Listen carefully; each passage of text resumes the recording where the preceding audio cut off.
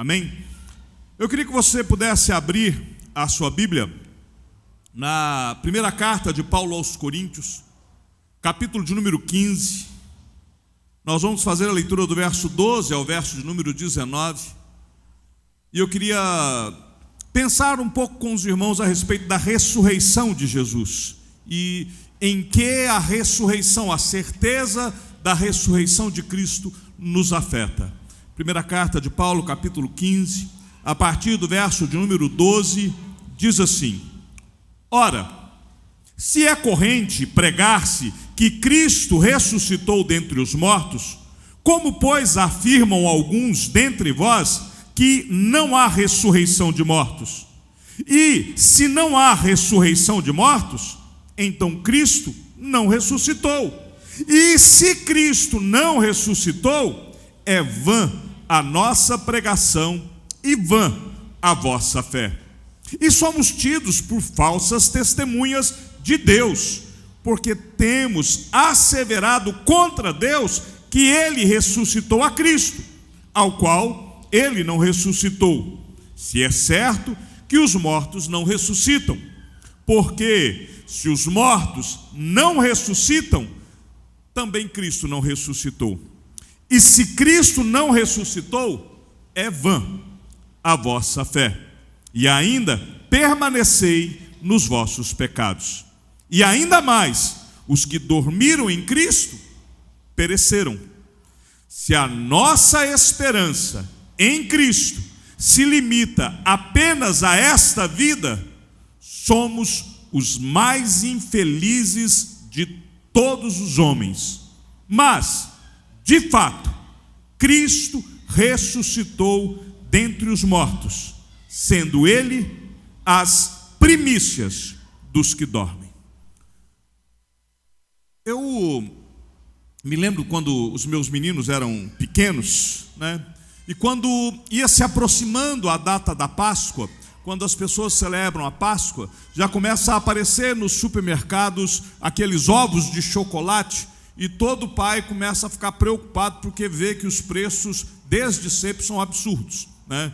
Eu agradeço a Deus que os meus filhos já entendem que é melhor a caixa de bombom do que aquele ovo de chocolate, né? Mas quando eles eram pequenos, havia uma preocupação dentro do meu coração, em querer, mesmo sabendo que não valia o preço que era vendido, em comprar um ovo de chocolate. Eu sei, há uma certa controvérsia dentro de alguns ramos do cristianismo com a atitude de comprar ovos de chocolate para as crianças, tendo-se em vista que essa data ela foi transformada numa data comercial. Eu sei disso. Eu sei que nós não celebramos a Páscoa porque Jesus Cristo é a nossa Páscoa, nós celebramos a ressurreição de Jesus. Eu sei de tudo isso, sei do comércio que está envolvido, sei que coelho não bota ovos, mas eu sei que criança gosta de chocolate, né? E então aquilo me angustiava, porque eu queria presentear os meus filhos com ovos de chocolate, mas eu queria que eles compreendessem o real significado. Por quê que nós celebrávamos a Páscoa? E eu sempre, a cada Páscoa, a cada celebração, eu sempre tentava ensinar para os meus filhos que a Páscoa só era doce para eles por causa da amargura que Cristo sofreu na cruz. Eu dizia para eles que eles estavam recebendo um presente, não porque o pai tinha ido comprar um ovo de chocolate, mas porque um dia Cristo esvaziou-se de sua glória e foi para a cruz para pagar o preço dos nossos pecados. Mas como pastor, e a gente como pastor, a gente lida com diversas camadas da sociedade. Eu via às vezes o esforço de alguns pais que olhavam o preço dos ovos e ficavam realmente preocupados. Como nós vamos fazer para presentear os nossos filhos? Como que nós vamos comprar um ovo de chocolate para os nossos filhos? Porque, a bem da verdade, o que os pais querem é fazer algo para os filhos, para que os filhos possam se deliciar, para que eles não sejam estranhos. E o objetivo final não é o chocolate. As crianças não estão muito preocupadas com o chocolate. Elas estão mais preocupadas com o que está dentro.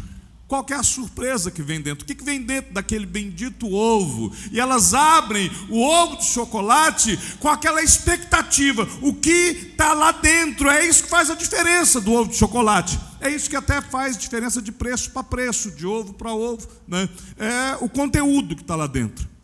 E o mesmo se dá com a ressurreição, né?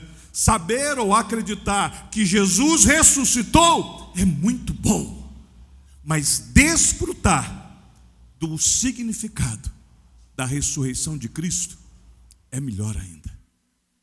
O texto que nós lemos trata a respeito da certeza da ressurreição de Cristo.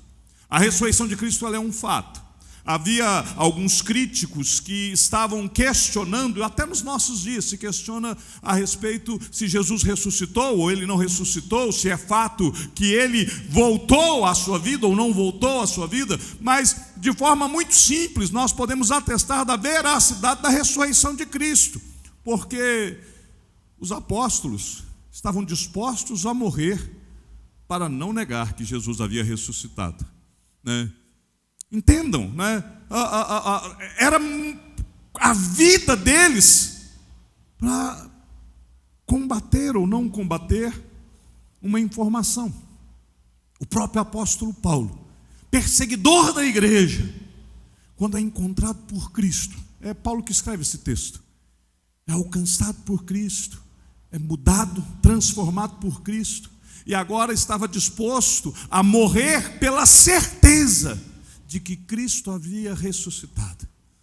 Meus queridos, se nós não tivermos essa certeza, se nós não olharmos com a certeza de que Cristo ressuscitou, como diz o apóstolo Paulo, se não há ressurreição entre os mortos, se Cristo não ressuscitou, é vã a nossa fé, é vã a nossa esperança, não há sentido absolutamente algum em nós nos reunirmos.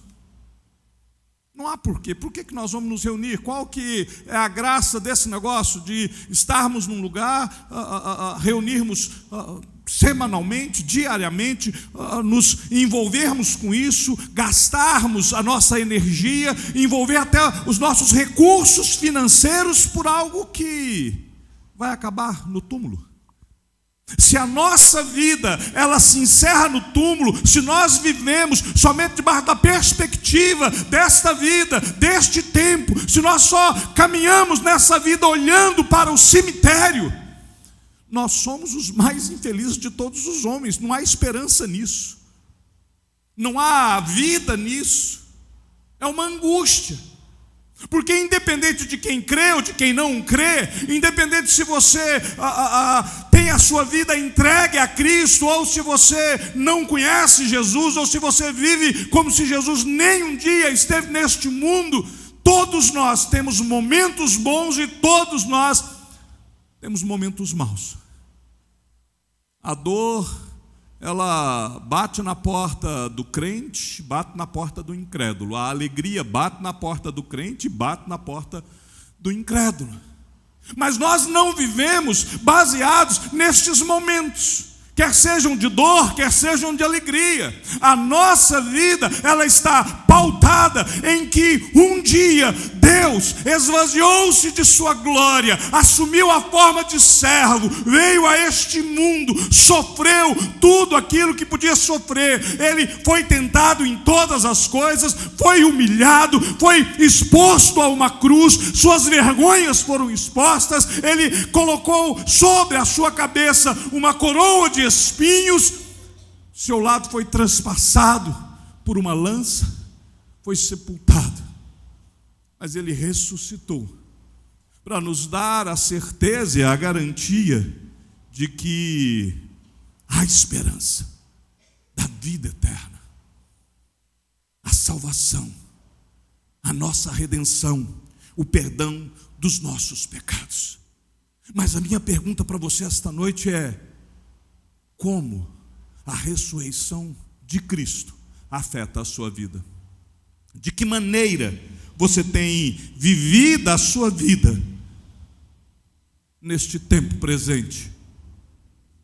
Nesta certeza de que Jesus ressuscitou, e se Ele ressuscitou, um dia Ele voltará, e se Ele voltar, Ele vai julgar a toda a humanidade.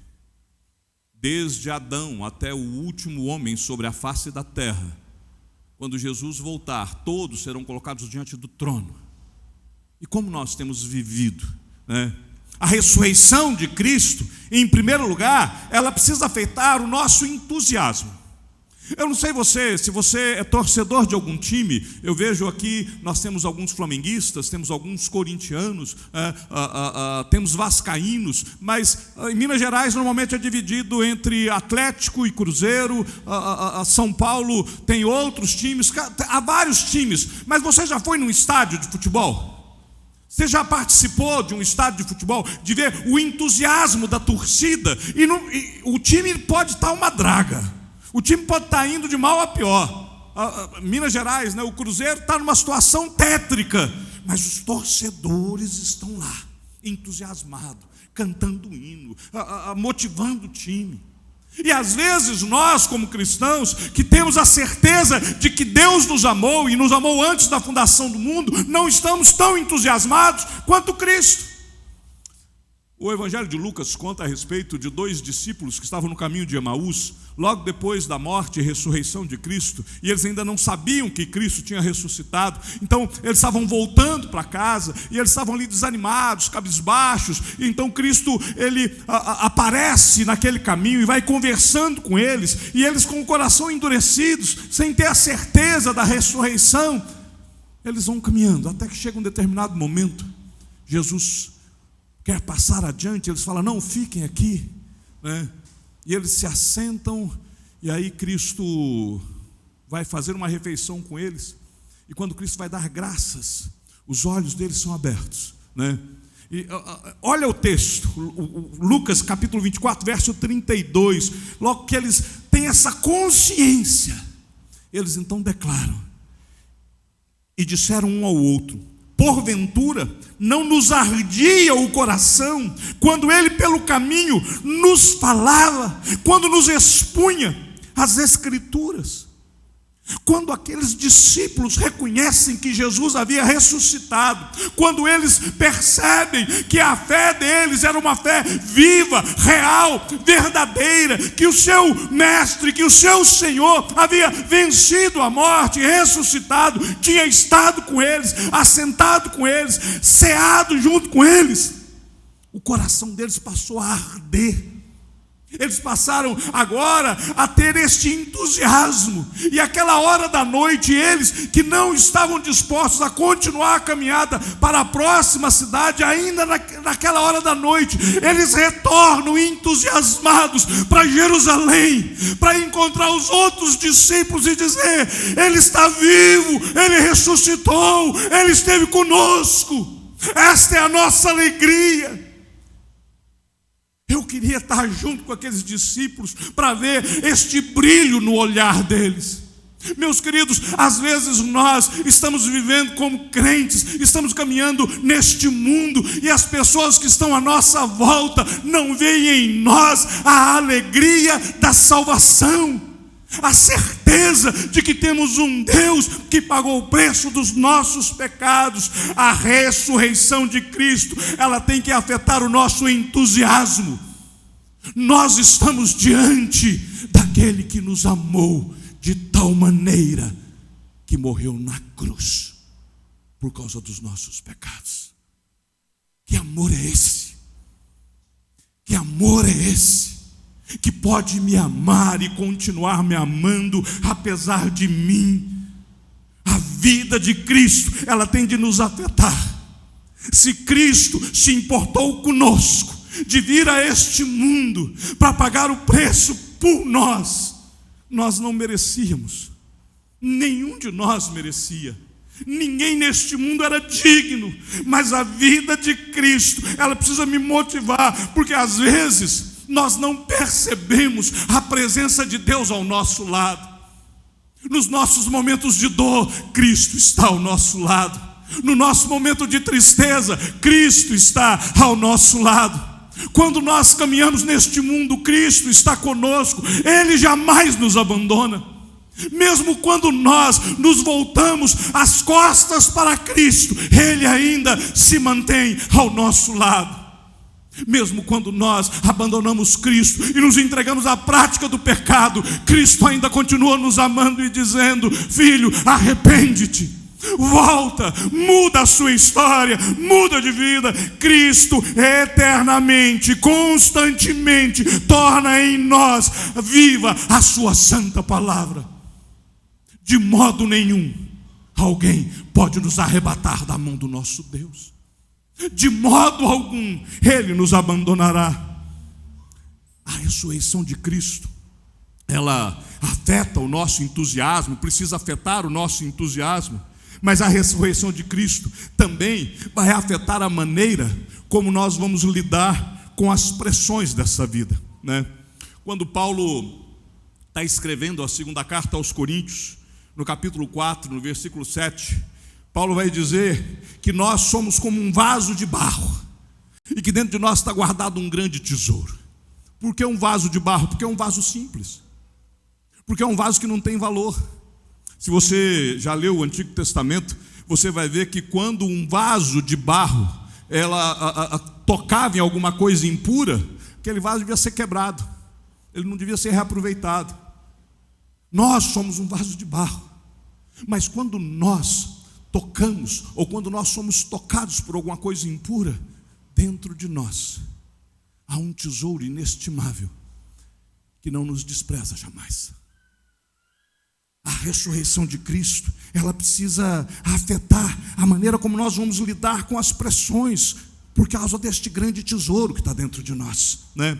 Sabendo que, Paulo dizendo, né, que é aquele que ressuscitou o Senhor Jesus, também nos ressuscitará com Ele e nos apresentará com Ele. Acompanhe comigo, segunda carta de Paulo aos Coríntios, capítulo 4, do verso 8 ao verso 10.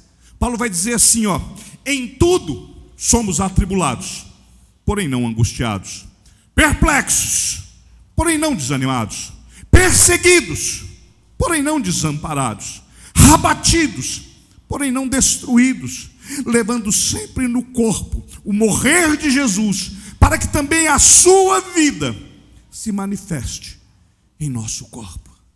Percebe que Paulo está aqui mostrando algumas esferas de aflições que nós vamos enfrentar. Ele vai mostrar algumas pressões da vida que todos nós vamos passar. E aí ele vai dizer que na aflição nós não vamos ser derrotados. Por causa da vida de Cristo ressurreto em nós, não haverá motivo para acreditarmos em derrota. Teremos aflições? Teremos. Jesus Cristo chegou a dizer que neste mundo nós teríamos aflições. Mas percebam, nós não seremos derrotados, porque Jesus venceu o mundo. E porque Cristo venceu, nós com Ele também venceremos. E aí Paulo vai dizer que ele fica perplexo, ou seja, ele passa por dificuldade, ele passa por necessidade. Na perplexidade, ou seja, quando nós não sabemos o caminho. Já viveu momentos assim, em que você está numa encruzilhada e você não sabe para onde você vai? Parece que se você seguir pela direita, a morte te pega. Se você seguir pela esquerda, a morte te pega também. Parece que se você entra por aqui, você vai ter mais aflições. Mas se você for por aqui, mais aflições você terá. E aí nós ficamos parados, perplexos. Mas sabe o que diz a Bíblia? Que quando isso acontece, que quando nós estamos diante dessa perplexidade, nós não seremos absorvidos pelo desespero. Por quê? Porque a nossa esperança é maior do que as nossas aflições. Porque a nossa esperança é maior do que a nossa própria perplexidade. Nós temos essa certeza de que nos piores momentos da nossa vida há um Deus que caminha conosco, que mora dentro de nós, que veio e fez morada dentro de nós, e que Ele então vai nos conduzir à saída. Quando nós andamos debaixo do controle do Eterno, quando nós estamos buscando viver debaixo do controle do Espírito Santo, Ele nos conduz à saída. E aí Paulo, ele continua dizendo que atribulados nós não somos angustiados, perplexos, não desanimados, mas quando nós estivermos debaixo de perseguição, diante dos nossos inimigos, não nos falta um amigo. Deus não permite que nós tenhamos essa falta de alguém para estar junto conosco. Ele vai sempre colocar alguém diante de nós para nos estender a mão. É por isso que nós precisamos desse ajuntamento, dessa comunhão dos santos. É por isso que nós precisamos da igreja, dessa reunião solene, esse culto solene, esse ajuntamento. Entenda, se você quiser alguns defeitos da igreja como instituição, eu te faço uma lista. Tem um tanto. Se você quiser falar de defeitos da nossa igreja local, nós vamos fazer outra lista. Mas, meu querido, entenda. Aqui, juntos, nós nos aperfeiçoamos uns aos outros. Aqui, juntos, você pode ajudar a corrigir o meu defeito. E eu posso ser instrumento de Deus para corrigir o seu. Aqui, juntos, de vez em quando eu vou pisar no seu calo e vai doer. Mas isso vai te dar a oportunidade de exercer o perdão. Isso vai te dar a oportunidade de crescer na intimidade com Deus. E aí, quando nós vivemos isso, quando nós verdadeiramente passamos a ser aquela família sem qualquer falsidade, que vive a verdade, que busca a glória do Senhor, então, diante de inimigos, não nos falta um amigo. Haverá alguém que vai interceder por nós. Haverá alguém que vai nos estender a mão. Haverá alguém que estará junto conosco. Há tempos atrás, em 2020, eu havia tomado uma decisão de permanecer em Brasília. Eu ia plantar uma igreja em Brasília, E estava tudo certo, Já tinha um local, já estava tudo. Coração do homem pode fazer planos. A resposta vem do Senhor. Entrou a pandemia. Estava eu sem lugar para plantar a igreja, sem campo e sem sustento. E a decisão inicial é que durante o princípio da plantação de igreja, eu cheguei a fazer o cadastro, iria dirigir Uber, para ajudar no meu sustento. Enquanto estava nesse processo, eu tinha uma certa reserva financeira, tudo certinho. Eu e a Leda combinamos bonitinho. Faltou combinar com Deus a pandemia. E de repente vem a pandemia. E agora? Como é que você vai ser motorista de Uber? E agora? Porque no nosso combinado, eu abriria a mão do plano de saúde da família. Como é que você abre mão do plano de saúde no meio de uma pandemia? E agora? Eu que tinha ficado sem campo, as minhas reservas não seriam suficientes para chegar no final do ano. E cadê a coragem de ligar para as pessoas que eu sabia que tinham certas condições de me ajudar? E a vergonha? Sabe o que eu fiz? Eu dobrei o joelho e falei: Senhor, eu não sei o que eu faço. Eu estou numa encruzilhada, eu estou perplexo, eu não sei qual o caminho, eu estou diante de um inimigo que eu não sei o que eu faço. De repente um amigo liga e fala: pastor, qual que é a sua conta? Vou te fazer uma oferta. De repente um outro amigo pega e fala: pastor, eu estava orando, pensei no senhor, quero te mandar uma oferta.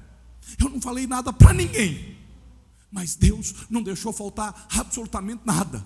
Nada, nem o plano de saúde, nada.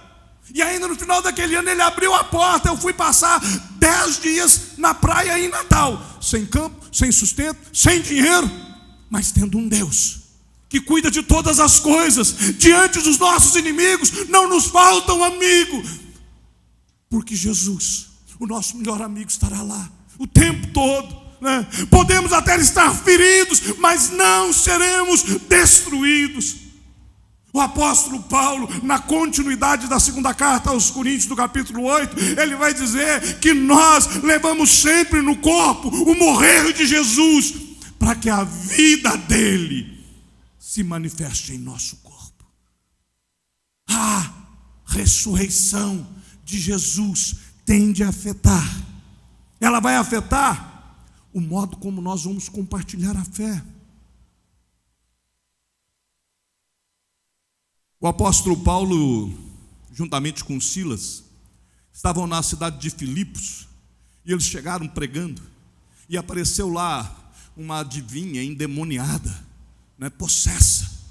Paulo e Silas repreendem o demônio, expulsam o demônio daquela mulher, E aquela mulher, com os seus demônios, ela era uma fonte de lucro para alguns comerciantes, e esses comerciantes ficaram extremamente irados, pegaram Paulo e Silas, levaram para a prisão, eles foram espancados, eles foram torturados, esbofeteados, chicoteados, lançados numa prisão com a recomendação de serem colocados no cárcere interior. Era o lugar mais profundo, era uma masmorra. E se você depois der uma olhada lá em Atos capítulo número 16, você vai ver que era para eles serem colocados lá no fundo, e eles ainda foram acorrentados no tronco, machucados, feridos, acorrentados. Sabe o que eles fizeram? Eles começaram a louvar a Deus. Eles continuaram anunciando o evangelho lá dentro. Eu gosto do verso de número 25 do capítulo 16. Acompanhe aí, ó. Por volta da meia-noite, Paulo e Silas oravam e cantavam louvores a Deus, e os demais companheiros de prisão escutavam. Como Paulo e Silas tinham essa certeza de que Jesus Cristo ressuscitou, a certeza da ressurreição de Cristo afeta a maneira como eles compartilham o evangelho. Eles foram presos porque estavam pregando a palavra, apanharam porque estavam pregando a palavra, foram açoitados porque estavam pregando a palavra, acorrentados porque estavam pregando a palavra, colocados no mais profundo calabouço da prisão porque estavam pregando a palavra. Ao invés deles se sentarem e ficarem lamuriando, reclamando da sua falta de sorte, de ficar ali, por que Deus permitiu isso? Por que este sofrimento? Eu sou servo de Deus e tudo isso me acontecendo? Não!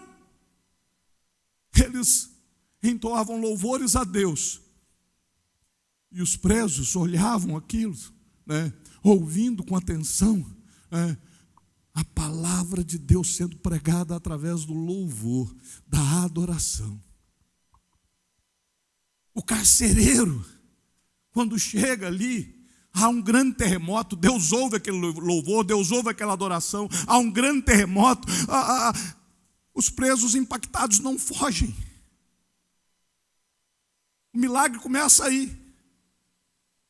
Aqueles presos impactados pela vida de Paulo e Silas não fogem. O carcereiro é alcançado por essa mesma graça, tem a sua vida transformada, porque a ressurreição de Cristo afetou de tal maneira a vida de Paulo e Silas, que mesmo machucados, eles continuavam pregando, eles continuavam compartilhando a fé. Nós cremos que Jesus ressuscitou, e se cremos que Ele ressuscitou, nós cremos que Ele voltará. E se cremos que Jesus voltará para buscar a sua igreja, então nós cremos que todas as palavras de Jesus são verdadeiras. E sendo as palavras de Jesus verdadeiras, a missão que Ele nos designou é para que nós possamos ir e compartilhar o evangelho e pregar o evangelho. É a missão mais gloriosa de toda a terra. A ressurreição de Cristo precisa afetar o nosso modo de vida, a maneira como nós vivemos, a maneira como nós compartilhamos a fé, a maneira como nós procedemos no meio da sociedade. A ressurreição de Cristo, ela tem de nos afetar por inteiro. E aí nós vamos poder afirmar como o apóstolo Paulo: a minha palavra e a minha pregação não consistiram em linguagem persuasiva de sabedoria, mas em demonstração do Espírito e do poder, para que a vossa fé não se apoiasse em sabedoria humana, e sim no poder de Deus. Tem muita gente que está apoiando a sua fé na intelectualidade, na racionalidade das coisas, mas a fé, ela tem de ser apoiada única e exclusivamente no poder do Espírito Santo e no poder do Evangelho. Nós somos pessoas comuns, mas somos pessoas comuns que foram escolhidas por Deus para anunciar o Evangelho, a morte e ressurreição de Cristo, até que Ele venha. A morte e ressurreição de Jesus Cristo, ela afeta a nossa luta contra os nossos inimigos. A palavra de Deus nos ensina que a nossa luta não é contra a carne, não é contra sangue, é contra principados e potestades. A nossa luta é contra os dominadores deste mundo tenebroso, contra as forças espirituais do mal. Nós temos um inimigo ferrenho. Nós temos um inimigo que é sagaz, astuto, absolutamente maligno, né? E este inimigo não pode ser negligenciado. Tem muita gente que não leva o diabo a sério, mas eu quero te dizer que o diabo leva a missão dele a sério. O diabo não pode te tirar das mãos de Cristo, mas ele quer fazer de tudo para te afetar. Ele quer afetar, ele quer destruir a sua vida no mundo físico. Ele só não vai destruir a sua vida no mundo espiritual, porque isso não lhe é permitido, mas se fosse, ele gostaria, né? Talvez quando nós estamos aqui concluindo esta mensagem, uma voz maligna vem falar no seu coração, né? E ela vai dizer que você não é digno, que você é pecador, que você não merece o sacrifício de Jesus, que você não tem jeito, né? Essa voz maligna, ela vai dizer talvez um ou outro pecado dentro do seu coração, vai dizer que você está afastado, que você está absolutamente longe de Deus. Mas olha o que Paulo diz em Romanos capítulo 8, a partir do versículo de número 33. Quem intentará a acusação contra os eleitos de Deus? É Deus quem os justifica. Quem os condenará? É Cristo Jesus quem morreu, ou antes, quem ressuscitou, o qual está à direita de Deus e também intercede por nós. Quem nos separará do amor de Cristo? O nosso inimigo quer tentar isso, ele não pode, mas ele quer te acusar, porque ele é acusador, e ele quer te separar, ele quer que você abandone. Ele quer ver você longe da igreja, ele quer ver você longe de Deus, ele quer ver você longe da comunhão, da adoração. Mas o apóstolo Paulo conclui que em todas essas coisas nós somos mais do que vencedores por meio daquele que nos amou. E sabe como que foi que ele nos amou? Ele nos amou até a morte. Ele nos amou na cruz. Ele nos amou no túmulo. Ele nos amou ao ponto que Ele ressuscitou. E Ele nos ama tanto que Ele vai voltar para nos buscar. Ele vai buscar todo aquele que nele crê. Ele voltará para buscar todo aquele que está com a vida no altar de Deus. Ele voltará para buscar aqueles que se arrependem dos seus pecados. Ele voltará para buscar aquele que se renderam a Cristo. Nós estamos em Cristo, então nada pode nos separar do amor de Deus. A ressurreição de Cristo, ela afeta o nosso entusiasmo. Você tem que viver cheio de alegria, porque o autor da vida te amou. Ela afeta a maneira de lidar com as pressões. Não há luta que Deus não possa vencer, não há inimigo maior do que o nosso Deus. A ressurreição de Cristo afeta o modo de nós compartilharmos a fé. A Bíblia diz que o Evangelho será pregado em todos os povos, a todas as línguas, até que Ele venha. Nós não podemos adiantar ou atrasar a volta de Jesus, mas enquanto Ele não voltar, nós estamos aqui anunciando que Ele voltará. A ressurreição de Cristo afeta a nossa luta contra os inimigos. Porque se Jesus venceu o inimigo, então pela fé, nós também venceremos. Se nós resistirmos o diabo, diz a Bíblia que ele fugirá de nós. A certeza da ressurreição de Cristo nos dá a convicção de que nós possamos enfrentar o maligno. Pessoas que ainda não compreenderam isso, precisam ouvir a mensagem do Evangelho. Hoje, nós temos a oportunidade de acertar a nossa vida com Deus.